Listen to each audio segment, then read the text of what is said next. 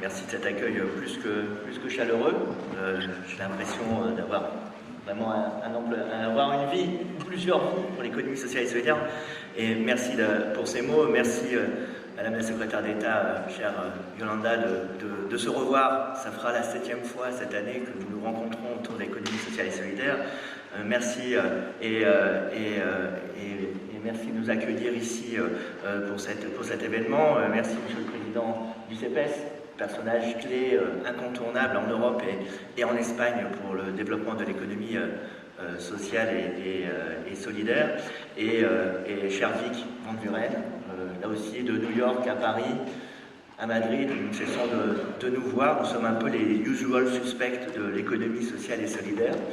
Mais c'est la preuve que, comme vous l'avez dit, nous vivons un momentum. Alors, si je suis ici aujourd'hui, je l'ai dit, c'est la 7e fois que la France et l'Espagne se rencontrent autour de l'économie sociale et solidaire en simplement un an, au travers d'ailleurs différents événements. C'est parce que je pense que cet axe, cette collaboration, cette coopération franco-espagnole est extrêmement importante. D'abord pour nos sujets, mais elle est aussi extrêmement intense. Et je voudrais vraiment saluer tout le plaisir que j'ai à travailler avec vous, Madame la secrétaire d'État, et avec l'ensemble de vos équipes, chère Maria-Antonia, parce que nous partageons, au-delà de la prévalence, de l'importance de notre secteur de l'économie sociale dans nos pays respectifs. La France, c'est 10% du PIB qui est consacré à l'économie sociale et solidaire, c'est 2,5 millions de salariés. Au-delà de ces poids respectifs de nos économies sociales, je pense que nous partageons la même vision, une vision qui a été rappelée d'ailleurs par Juan Antonio sur d'abord le caractère transformateur de cette économie. Cette économie n'est pas une économie marginale, n'est pas une économie alternative. Elle est de moins en moins, vous l'avez souligné, parce que même ceux qui étaient les plus fervents défenseurs d'un capitalisme ultralibéral se rendent compte que cette machine folle nous conduit dans le mur sur le plan social, nous conduit dans le mur sur le plan écologique. Même les plus grands patrons américains, les 180 plus grands patrons américains ont, dans une tribune, annoncé que désormais les entreprises devaient intégrer, au-delà de la réalisation du profit, l'objet social, l'impact social, l'impact environnemental. Alors nous sommes dans ce momentum, et donc cette économie, elle n'est plus une économie alternative, elle est une économie pionnière.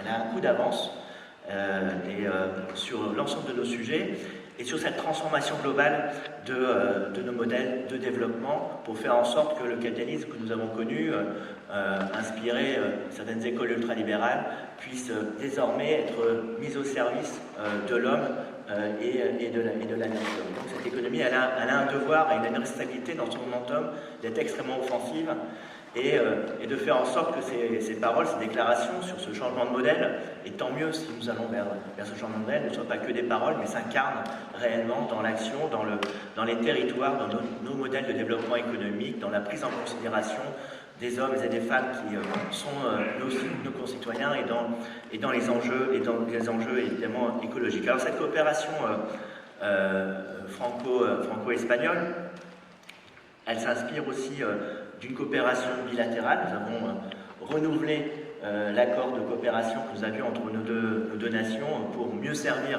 l'économie sociale et solidaire. Donc nous allons nous revoir, chère Maria-Antonia, pour travailler cette coopération, et notamment sur une des priorités qui est la question de la jeunesse. Et quand on parle de travail décent, la question de la jeunesse est évidemment une question centrale. Nous avons aussi à nous revoir et à continuer à travailler ensemble, main dans la main, au sujet de la présidence du comité de la charte de la déclaration du Luxembourg, puisque 14 États membres se réunissent régulièrement dans ce comité, et la France en a assuré la présidence tout au long de l'année 2019, dans une année électorale qui n'a pas forcément nous a pas forcément aidé dans nos travaux, mais du coup nous comptons beaucoup sur l'Espagne, à qui nous allons confier cette présidence dès le 27 novembre à Strasbourg, puisque, vous l'avez rappelé, nous aurons l'occasion de nous réunir autour du Conseil économique et social européen pour célébrer Strasbourg, capitale européenne 2019 de l'économie sociale et solidaire, mais aussi au terme de cette manifestation, nous aurons l'occasion de rappeler l'importance de mettre au cœur de l'agenda européen la question de l'économie sociale et solidaire, au cœur du Parlement, avec un intergroupe, nous aurons l'occasion, au terme de cette manifestation, de transmettre le flambeau de l'économie sociale et solidaire européenne à l'Espagne, et ça sera un grand plaisir, et j'en suis sûr, une nouvelle avancée pour l'économie sociale et solidaire en Europe. Et puis, ça a été dit aussi, nous pensons Europe, nous pensons coopération bilatérale, nous pensons Europe, mais nous pensons aussi monde, avec évidemment nos partenaires géographiquement les plus proches, je pense notamment au bassin méditerranéen.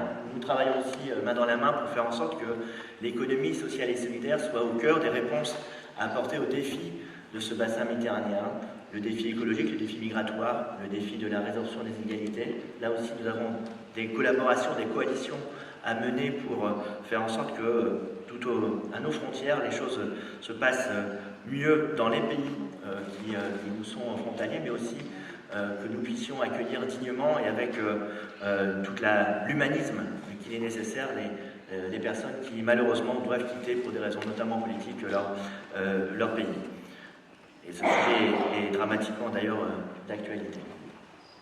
Et puis c'est pensé aussi plus loin, vous avez des relations privilégiées, historiques avec l'Amérique du Sud, avec toutes ces nations. Donc nous travaillons aussi ensemble à faire en sorte que dans cette nouvelle alliance que nous souhaitons porter, Pact for Impact, nous puissions aussi avoir l'ensemble des États sud-américains présents dans cette alliance, l'ensemble des acteurs sud-américains.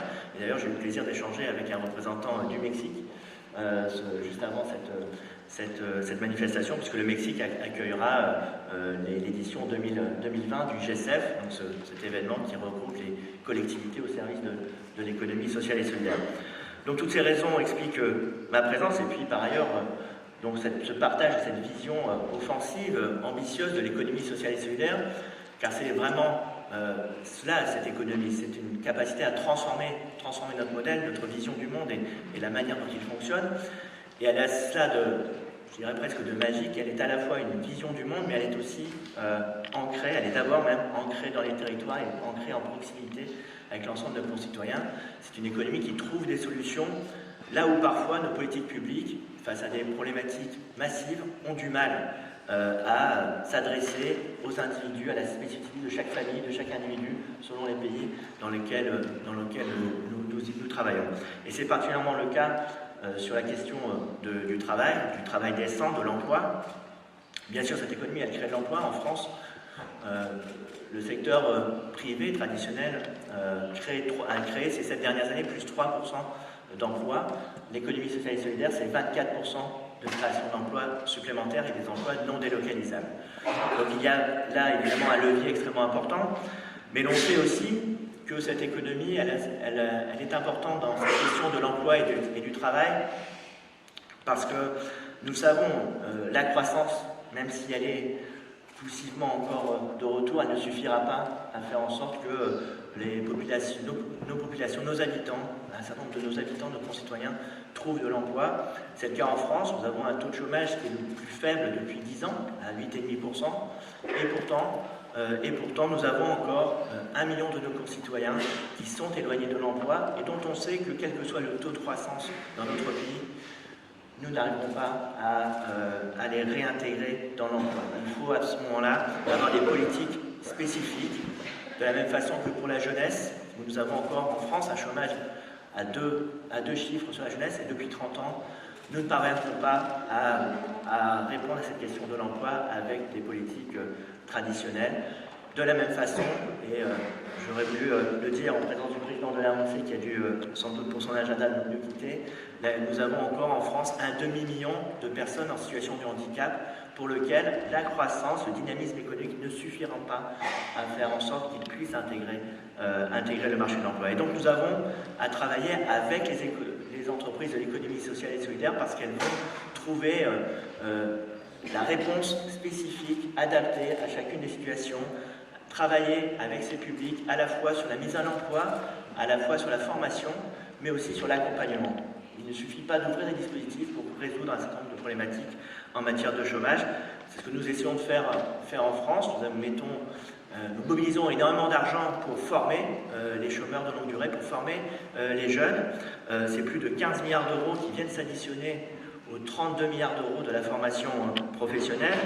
Et puis ce sont des plans spécifiques dédiés à l'économie sociale et solidaire.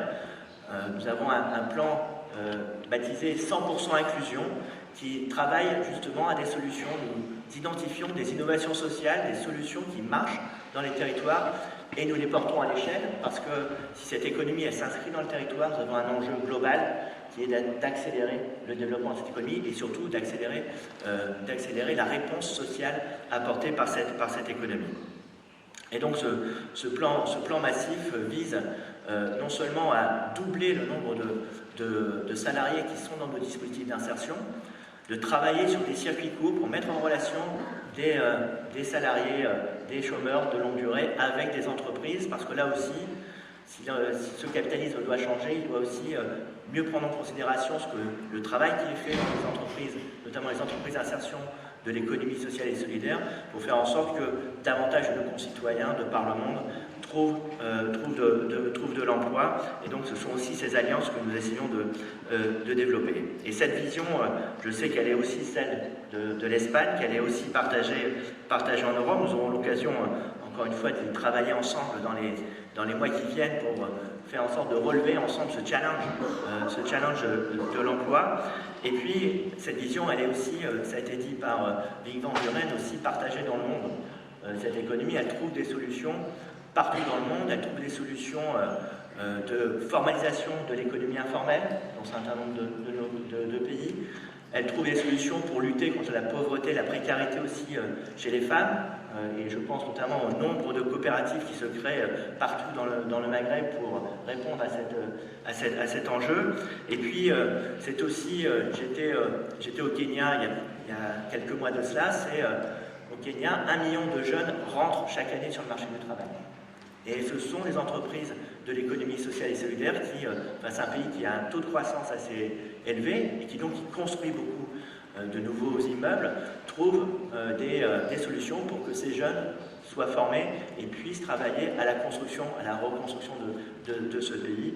C'est aussi des entreprises qui, en Colombie, participent aux accords de paix et permettent à ce que les 13-15 000 anciens combattants de cette guerre civile qui a ravagé le pays puissent trouver par l'emploi, par l'insertion, non seulement un travail, un levier d'insertion, mais aussi des revenus. Et donc ce sont des entreprises de l'économie sociale et solidaire qui, en alliance avec des grands groupes, ont pu permettre à un certain nombre de ces anciens combattants de rejoindre, de s'insérer, de se réincorporer, comme ils disent en Colombie, au sein de la société. Et donc cette économie sociale et solidaire, elle est au cœur de nos défis, elle est au cœur de nos défis vis-à-vis du travail décent, aussi bien dans tous les continents, aussi bien en Europe que partout dans le monde. Nous avons à mieux identifier ce qui fonctionne en termes de solutions, parce que les solutions fonctionnent, et je ne sais pas s'il faut changer l'emballage, mais en tout cas, ce qu'il faut, c'est créer un écosystème qui permette d'accélérer ces solutions. Il ne suffit pas de voir ces solutions prospérer à un rythme, je dirais, linéaire. Nous sommes face à des problèmes exponentiels sur le plan climatique, sur le plan social. Nous devons faire en sorte que notre économie sociale et solidaire connaisse une croissance également exponentielle pour être à la hauteur des défis. C'est un enjeu, encore une fois, social, c'est un enjeu de cohésion sociale, de justice sociale, c'est un enjeu climatique, environnemental, et c'est aussi un enjeu politique à l'heure où le monde se fracture, où les tensions se créent. C'est cette économie qui est là pour créer ce ciment, faire en sorte que nous bâtissions un commun désirable et que nous puissions être au rendez-vous des objectifs de développement durable. Je vous remercie.